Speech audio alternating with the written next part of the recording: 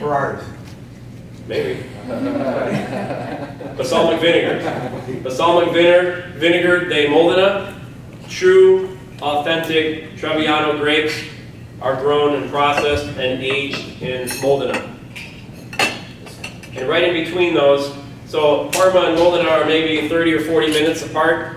Smack dab in the center, like 20 minutes from each city, is a small city called Reggio Emilia, one of the oldest cities in Italy. And it's kind of just a food mecca because it's very populated, but it's very small, local city, but it's a ton of influence from the surrounding areas. So I spent about a week almost just in between those three cities. 2 days, 3 days, and 2 days. And just eating. And there's no Americans there. I walked into a barber shop. So Emilia Romagna is the province and Reggio Emilia is the city. So I walked into a barber shop in Reggio Emilia and I speak very little Italian. I know enough to say, hi, how are you? You know, good day to you. Can you help me, please? That's about the extent of my Italian, and thank you. And most people love that. But I walked into a barber shop, like, do you need to speak when you go into a barber shop? I mean, especially my hair, I mean, give me a break. I walked into a barber shop in Reggio Emilia and I sat down to wait, and there was a guy in the chair and the barber, and they started talking in Italian, they started looking over me, and they started laughing. I was like, whatever, I don't care, you can laugh at me all you want, you know. And he tried talking to me, and I was like, you know, just kept saying, I'm sorry, you know, I don't speak Italian. I said, I just want to get my hair cut or whatever. And they kept talking, laughing, he just pointed at me, and he pointed at the door. It's like, what? He's like kick me out of his barber shop. So when I say this is a very remote part of Italy, they're not used to seeing Americans there. I said there was one woman I met that spoke English. The guy at our front desk for our hotel spoke English. And there was one woman at a restaurant because she used to have a restaurant in France. And she had a Michelin star at her restaurant in France, and it burned down. And her and her chef, they moved, and they have a restaurant now in Reggio Emilia, and they're going after a Michelin star. So very affluent. When I talk about a culinary mecca, I mean a very affluent area. And she spoke English. She asked me, like, what are you doing here? Like, Americans don't come here. I said, well, I'm a chef from America. I'm here to learn. And they thought that was the greatest thing in the world. So that first dish on your menu, her chef found out that I was a chef from America that runs Italian restaurants. That was a dish that he brought out for like my pasta course. Spinach noodle, egg noodle, radicchio, cream, peas, just very simple, beautiful dish. So it's all branding. I mean, that's what it's all about. It's about branding that our chef travels to Italy, our chef eats in Italy, our owners are from Italy, our original corporate chef was born and raised in Italy. He's the most well-known, recognized Italian chef in the Detroit area. These dishes are homemade, authentic specials to Italy. It's all about exactly what you said, building our brand. Oh boy. How do we pronounce this word? I've heard everything from amaglio, amoglio, amoigu, amoyu. Hey, I'm German-Irish kid. What do I know? I say amoigu. Okay? Everybody says it different. Like on your pasta menu right now, you have pasta amatriciana. Right? Amatriciana. Amatriciana. Every Italian I've ever known calls it amatriciana. It's from Amatrice, Italy. Amatrice is a city in central Italy that was struck by a terrible earthquake about 3-4 years ago, very devastating. Hundreds of people died in Amatrice. Very, very sad story. This dish is native to Amatrice, Italy, called amatriciana. If you ask Mr. Vicari to walk in here right now, he calls it amatriciana. Who the hell is John? But, I mean, Italians are Italians. I mean, they all pronounce things differently. Everybody has their own family way of saying it. I say amoigu, so go figure. But again, when you're presenting calamari and you're presenting something that's Siciliana style in our restaurant, this is a great traditional chilled Italian tomato relish that features our San Marzano tomatoes that have been ground and mixed with garlic, olive oil, herbs, and spices. Perfect accompaniment to your calamari or your chicken Siciliano, veal Siciliano. It's all about the descriptors. If I could just change your concept and how your brain works, that you could start describing things like that, if you could start really understanding what the products are, and I'm challenging your chefs when they come to line up too, that we're down to 1 hour, so we're going to start moving, but when the chefs come to line up, let's just say that an item, shrimp Giuseppe, have we all heard of that before? Yes. We take shrimp, they're breaded. In layman's terms, here's how I would describe the dish if I was talking to one of my cooks. Hey, tonight we're going to have shrimp Giuseppe on special. I want you to take the shrimp, I want you to flour, egg wash, breadcrumb, they're going to be fried. We're going to serve them with Giuseppe sauce, which is half Valdostana sauce, half zip sauce. Finish it with a few drops of lemon. I want some braised Swiss chard in the center of the plate. Blah, blah, blah, blah. Get it all ready for me. We'll cook one together for lineup. Then we'll go present it to the waitstaff. That's how I would talk to my cook. But I think the mentality of our chefs is that we talk to you in that same manner. When I go to you now and talk to you, I'm going to say, these are our colossal 812 shrimp. These are sourced from the Philippines, American province. It's very important. They are black tiger shrimp. I choose black tiger shrimp because of their extreme sweet flavor and wonderful firm texture on the shrimp. We're going to dust them with Sicilian-style breadcrumbs, which, yes, they do have 24-month Parmigiano Reggiano, Pecorino Romano in the breadcrumbs, so be aware of dairy allergies, along with some other herbs and spices. And then that's it. I'm not going to say then they're fried. Once I say they're dusted with Sicilian-style breadcrumbs, I think everybody in the world knows that they're probably going to be fried, right? I don't ever use the word fried or ever use the word fat in the dining room. So you describe the shrimp. You're talking about why they're special, why they're unique. You're going to talk about how they're prepared. And instead of saying, well, the sauce is going to be half Valdo sauce and half zip sauce with some lemon, you're going to say the sauce is going to be a beautiful marriage of an emulsified butter sauce. It's going to have lots of roasted garlic, white wine, lemon.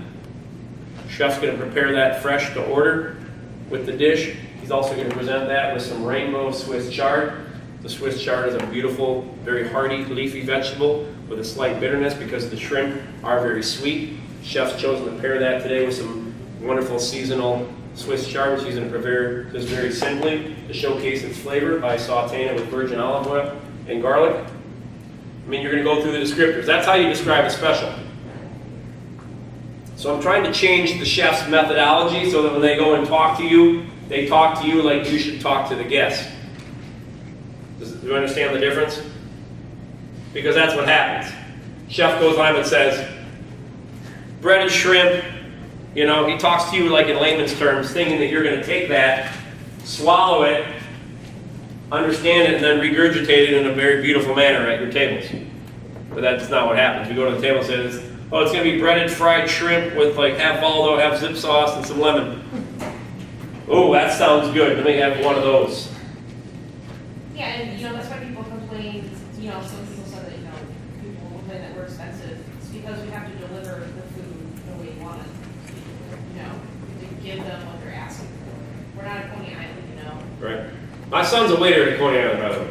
And he, you know what? And you're right. Because that's his mentality.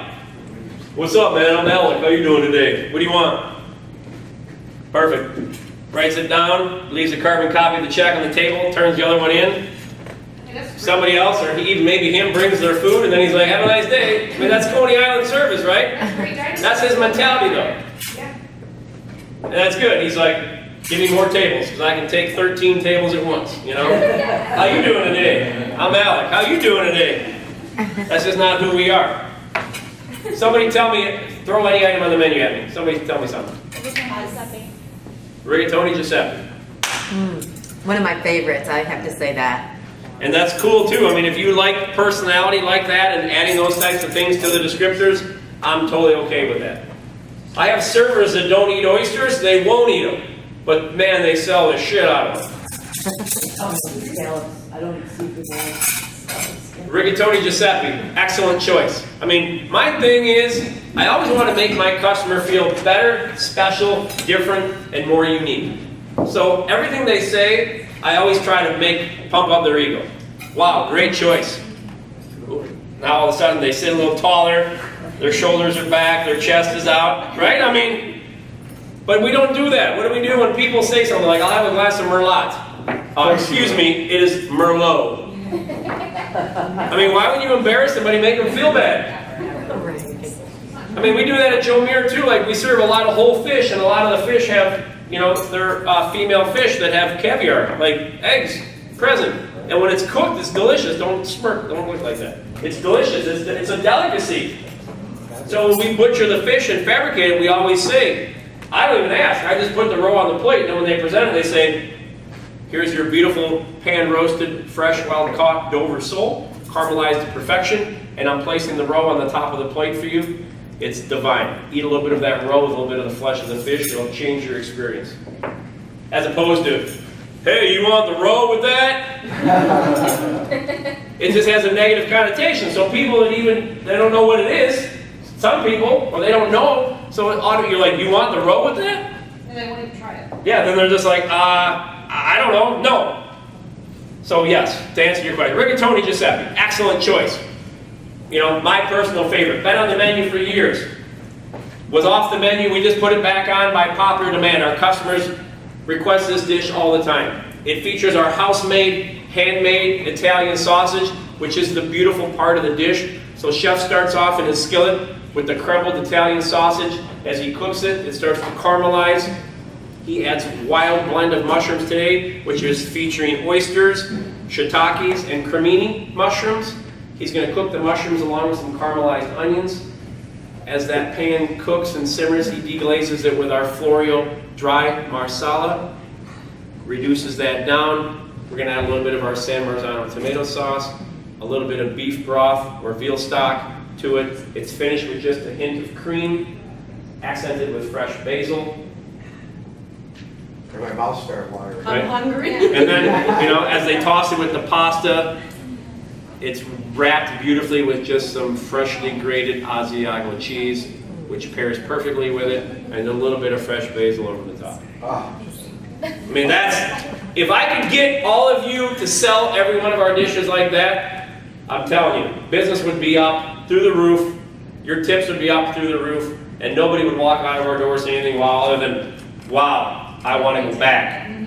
That was a great value, it was a great experience, I had a great time, I can't wait to get back.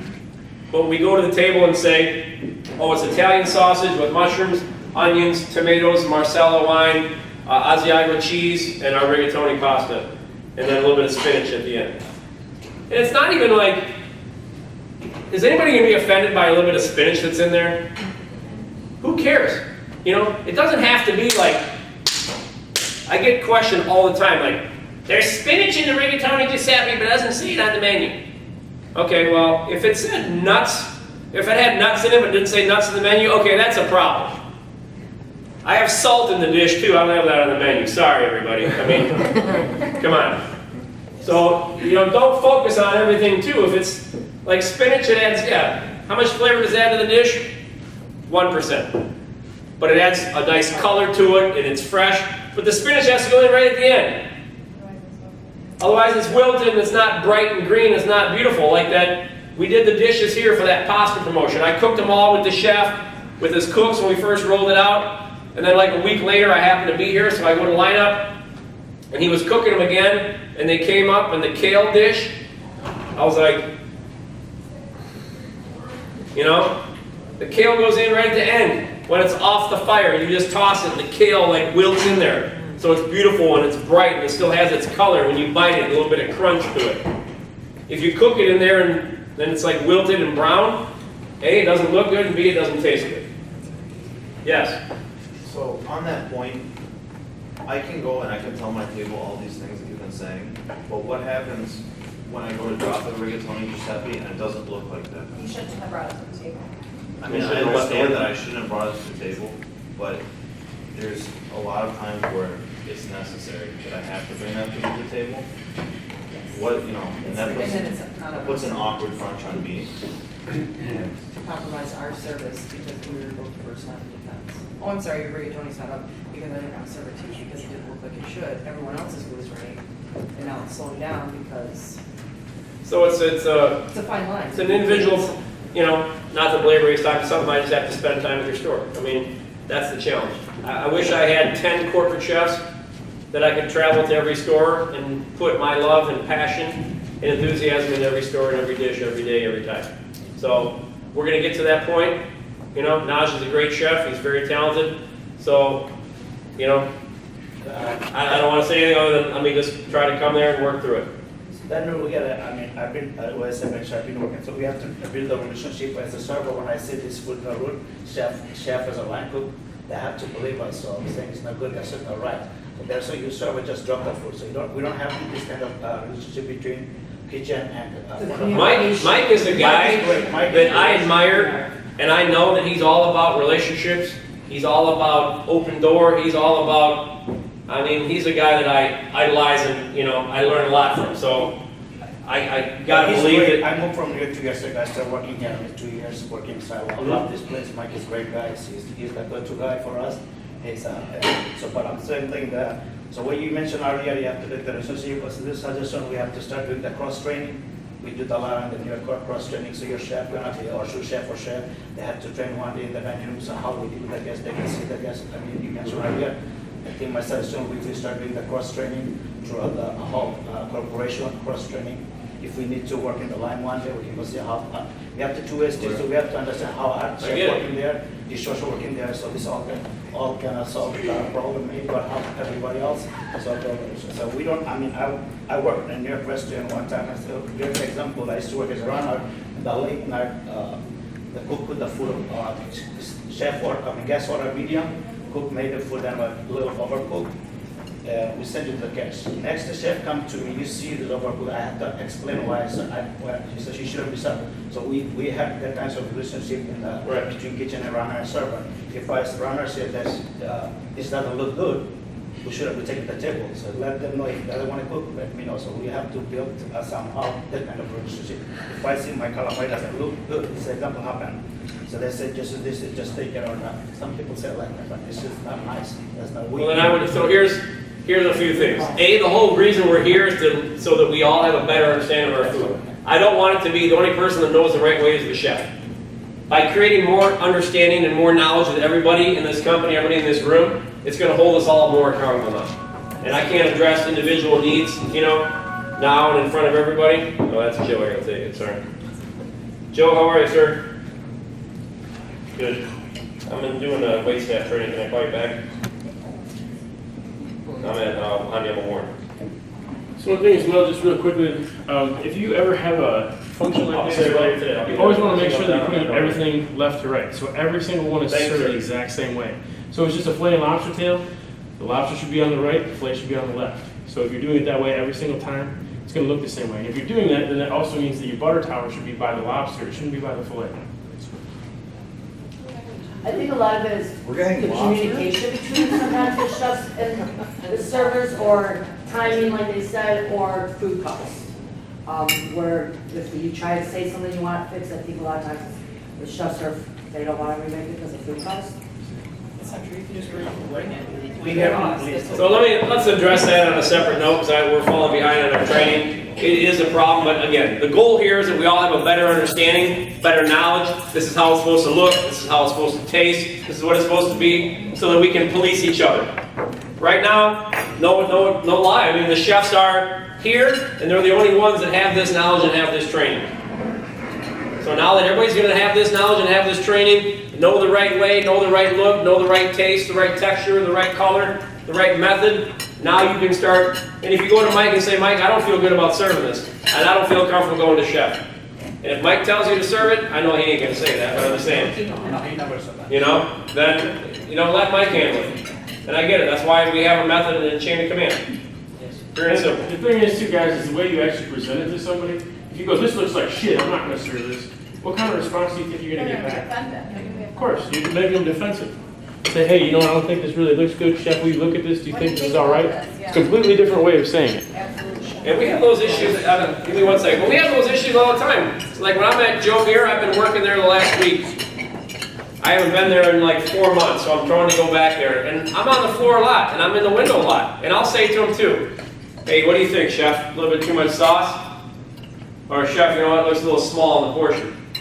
You know, they'll look at you like, yeah, I know it. You know what I mean? Sometimes once you point it out to it, maybe they are busy, maybe they are behind, maybe they're in the weeds, and maybe they're going to send something they shouldn't. But as soon as you just look at them and say, hey, what do you think about this? Like John said, it's like, yeah, you're right. You know, I should. You know, sometimes that's all we need. Sometimes I need a kick in the ass every once in a while too. And sometimes, like, I'll send something out and I'm like, I don't like the way it looks. You know, it's too small or something. And I'll say, you know what? Take it out anyway. And I'm going to cook you another one right behind it. You know, or whatever. If you got a calamari that comes up, you don't like the way the calamari looks, but it's with a soupli and it's with a banana peppers and sausage, and you're like, do I let it all die? I mean, what do I do now? You know what I mean? So hey, bring them the 2 apps that are there. It takes another minute and a half to make. By the time you bring it out and say, you know, hey, here's your peppers and sausage, you go through your spiel presenting it. And that's another thing too, when we present the food on the table, there should be a delivery with it, not just setting it down and walking away. But then you can just say, you know what, I'm going to be right back with your calamari, chef.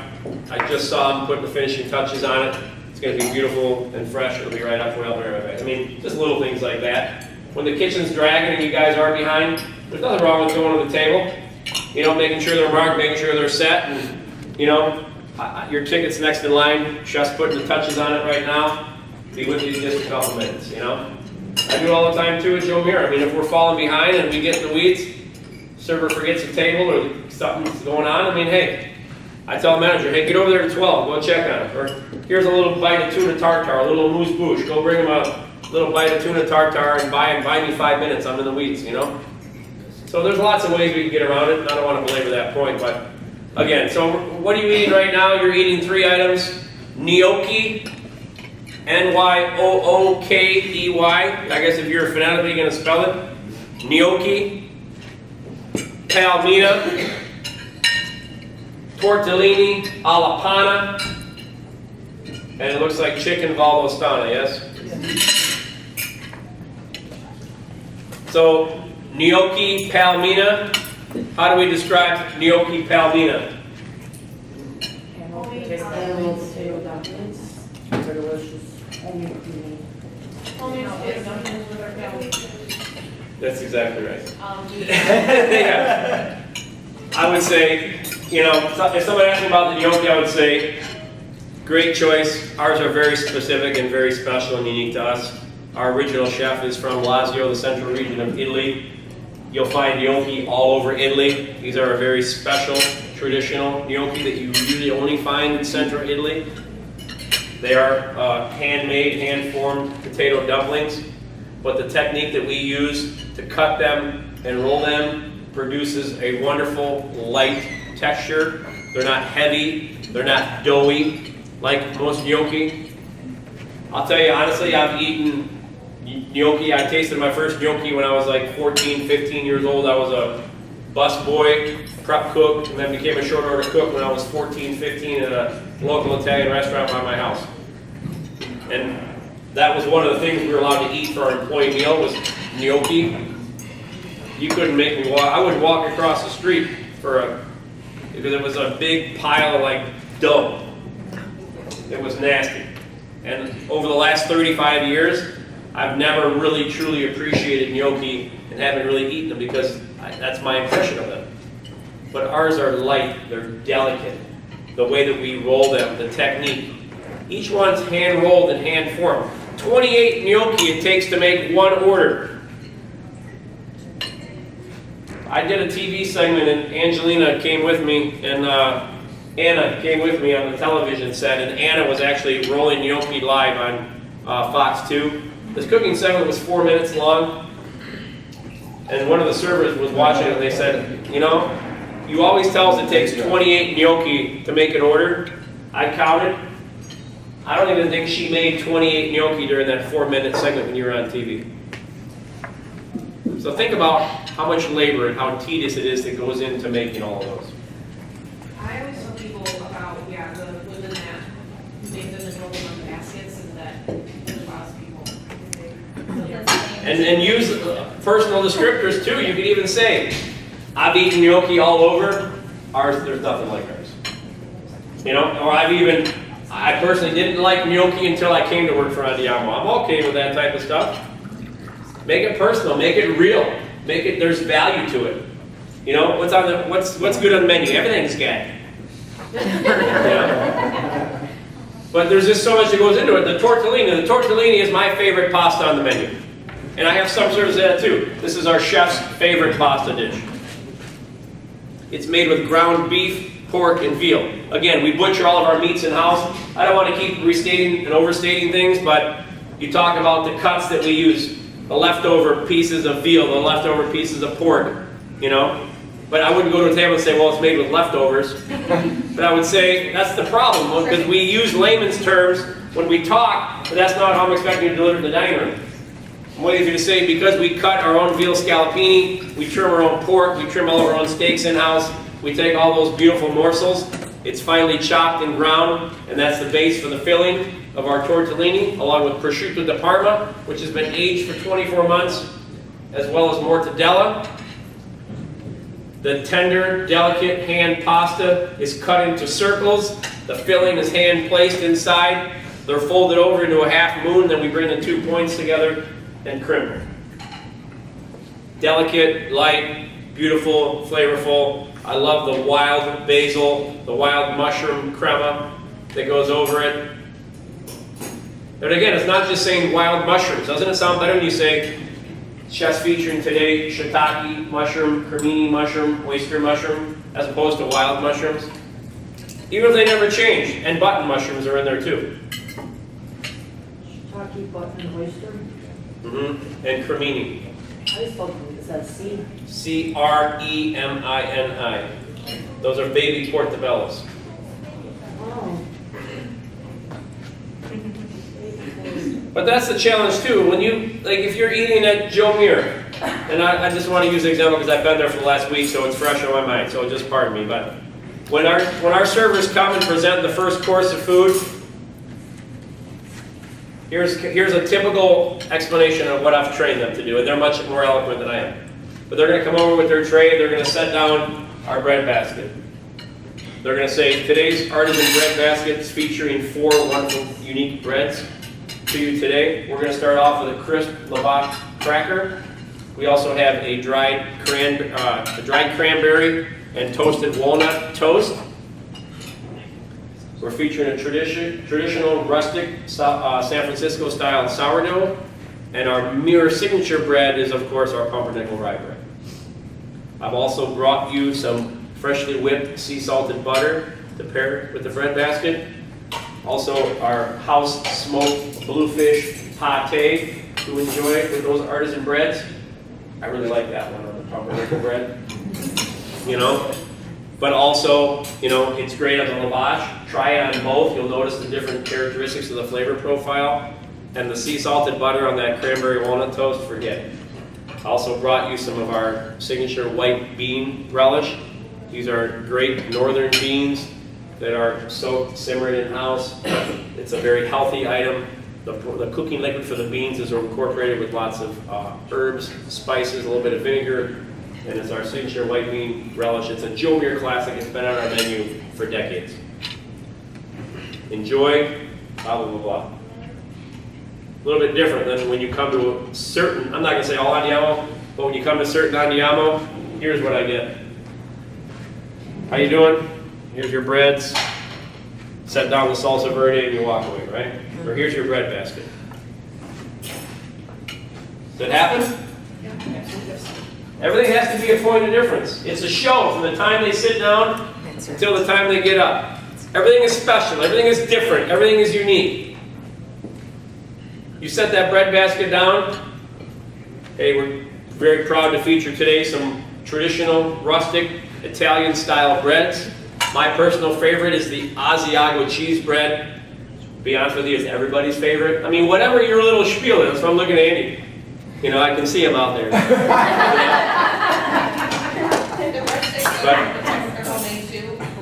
Right. But whatever it is, and then, you know, we also have a wonderful traditional sesame-style panini loaf. I also have a rosemary focaccia. It's been brushed with extra virgin olive oil.